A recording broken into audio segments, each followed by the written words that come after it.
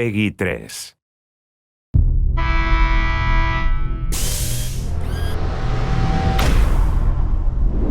Well, from day one, I presented our gameplay team with what I thought was almost an impossible task, and that was to make our game look and feel way better than it ever has in the past. A major theme for us this year was this idea of the living world. Typically in basketball games, every team has kind of felt the same. You get some signature moves, some players here and there, but overall teams have felt the same. We wanted everything on the court, from the way that fans react to you, the coaches, the player intelligence, everything to be part of this environment that was smart. The system is dynamically changing and evolving constantly. All 30 coaches now have their own mindset. If you look at the finals last year, you saw how the Warriors and the Cavs were constantly readjusting to each other. You saw Delhi step up and play starter minutes, and you also saw how the Warriors went small ball and how successful that was for them. Basketball is a game of situations. The way players react to you as they see schemes on the floor.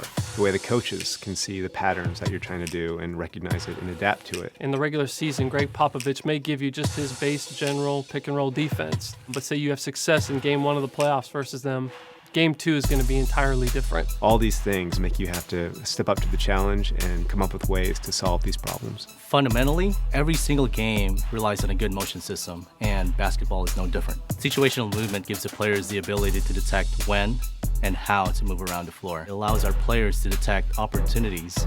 So with Steph Curry, you're going to see him come off an off-ball screen to get open at the three-point line if the opportunity presents itself. If it's not there, he's going to cut to the basket and deviate the plan. He's not stuck in anything. He can continually evaluate the floor. Things like that we can never do before. And now with this new system, we can do those things. We really feel like the X's and O's of NBA basketball have never been replicated this true to form ever before. All player-to-player collisions between the ball handler and the on-ball defender is all driven by physics now. So a guy like LeBron, who's kind of like a tank, can just plow through the smaller defenders. The collisions feel a lot more visceral, and you never feel locked into an animation. We've also expanded our signature size-up functionality. So now every player has up to 4 size-ups they can do in any direction, and they look and feel beautiful. Post this year was completely rewritten from the ground up. The guys did a phenomenal job of just making it feel a lot more free.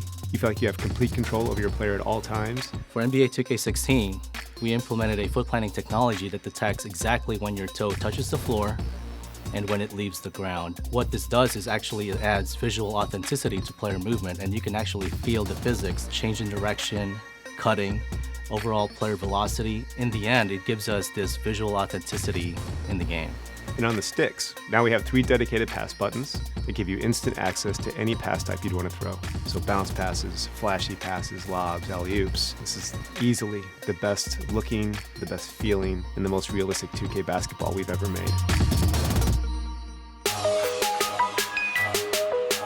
Well, winning is not a sometimes thing, it's an all-the-time thing. So this year, we had to top what we did last year. NBA 2K16 is going to be the smartest game of basketball we've ever made. It's going to have the most realistic physics you've ever seen in a basketball game. It's going to have storylines from game to game that change all the time.